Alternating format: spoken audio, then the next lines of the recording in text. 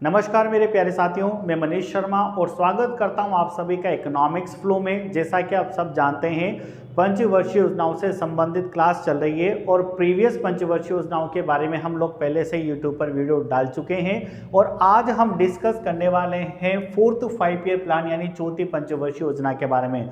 तो बच्चों, सीधी बात, नो बकवास और डायरेक्टली शुरू करते हैं। चौथी पंचवर्षीय योजना के बारे में क्या क्या महत्वपूर्ण बिंदु हैं, इन सब पर हम डिस्कस करने वाले हैं। देखिए, सबसे पहले अगर समयावधि की बात की जाए तो आपको पता है कि भारत में पहली 2 पंचवर्षीय योजनाओं का सफल तरीके से संचालन किया गया।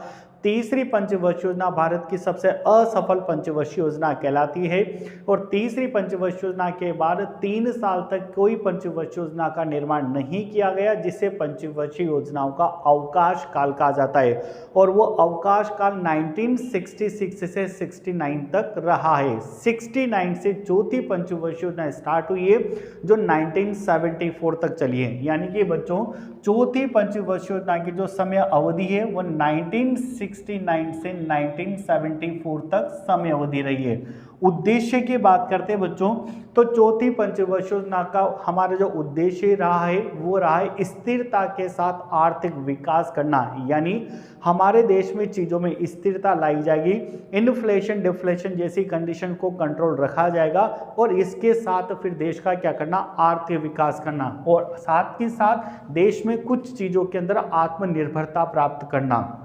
तो उद्देश्य रहेगा स्थिरता के साथ आर्थिक विकास व आत्मनिर्भरता। तो बच्चों, ये इसका उद्देश्य रहता है। ठीक है, अब मॉडल की बात करें कि किस मॉडल पर पंचवर्षीय योजना आधारित है। देखो बच्चों, मॉडल का मतलब ये होता है कि जिस मॉडल पर वो आधारित है, जैसे हमने प्रथम पंचवर्षीय योजना की बात करी जो हेराल्ड डोमन मॉडल पर आधारित है, द्वितीय पंचवर्षीय योजना पीसी महालनोबिस मॉडल पर आधारित है। तो मॉडल का मतलब होता है कि जिन अर्थशास्त्रियों ने या जिस मॉडल को फॉलो किया जा रहा है उनकी अवधारणाओं के अनुरूप, उनकी मान्यताओं के अनुरूप या उनके सुझावों के अनुरूप इन पंचवर्षीय योजना में कुछ लक्ष्यों को निर्धारित किया जाएगा। तो हम अगर बात करें चौथी पंचवर्षीय योजना की, तो ये अशोक रुद्र और एलन एस मान्य मॉडल पर आधारित है। अशोक रुद्र एवं एलन एस मान्य मॉडल पर चौथी पंचवर्षीय योजना आधारित है। अब बच्चों, विकास दर की बात की जाए कि चौथी पंचवर्षीय योजना में भारत में कितने विकास दर का लक्ष्य रखा गया और उसको किस हद तक प्राप्त कर लिया गया। तो यहाँ पर आर्थिक विकास की वृद्धि दर का लक्ष्य की बात करें तो 5.5% लक्ष्य रखा गया और 3.3% इसको प्राप्त कर लिया गया। यानी कि चौथी पंचवर्षीय योजना का लक्ष्य है 5.5% विकास दर बढ़ाना और जबकि प्राप्त कितना करा गया, इसको 3.3% तक। अब बच्चों, ये हुई चौथी पंचवर्षीय योजना की बेसिक बातें।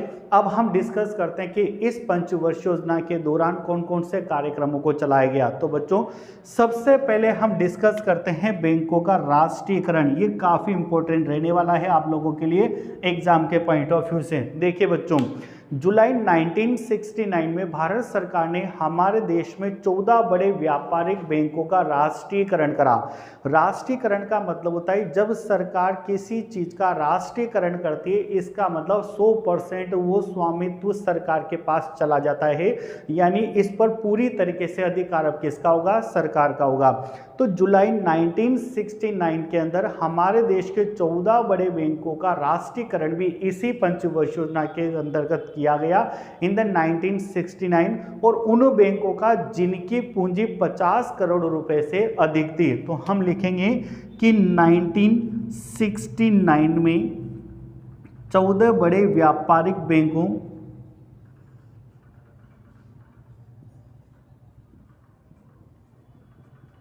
का राष्ट्रीयकरण। ठीक है, 14 बड़े व्यापारिक बैंकों का यहाँ पर पे राष्ट्रीयकरण करा गया। और किसका?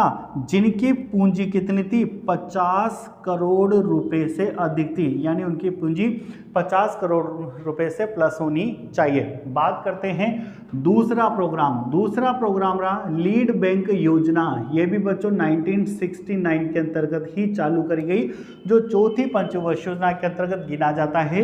और इसको जिला स्तर पर चलाया गया, यानी इसका टारगेट रखा गया कि ये प्रत्येक जिला स्तर पर काम करेगी और जिलों को विकास करने का काम लीड योजना का रहने वाला है। अगला बहुत ही इंपॉर्टेंट पॉइंट है आपके लिए MRTP एक्ट, जिसकी फुल फॉर्म भी कई बार एग्जाम के अंदर पूछ ली जाती है। तो बच्चों सबसे पहले आप लोग MRTP एक्ट की फुल फॉर्म याद करोगे, जिसे कहा जाता है एकाधिक कारात्मक एवं प्रतिबंधनात्मक व्यापार व्यवहार अधिनियम, जो भी 1969 के अंतर्गत यानी चौथी पंचवर्ष योजना के अंतर्गत ही लाया गया।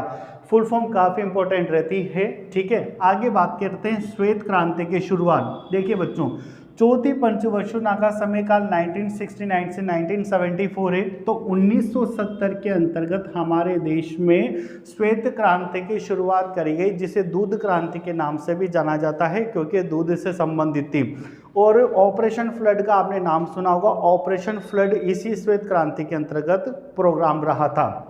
ठीक है, श्वेत क्रांति के जनक की बात करें तो श्वेत क्रांति के जनक है वर्गीस कुरियन, इन्हें श्वेत क्रांति के जनक कहा जाता है। ठीक है, अगली बात करते हैं हमारे देश में भूमिगत परमाणु परीक्षण। आपको सबको पता है बच्चों, हमारे देश में भूमिगत परमाणु परीक्षण जैसलमेर पोखरण के अंतर्गत किया गया है। ठीक है, यानी पोखरण जो कि जैसलमेर के अंदर है, यहाँ पर हमारे देश में भूमिगत परमाणु परीक्षण करा गया।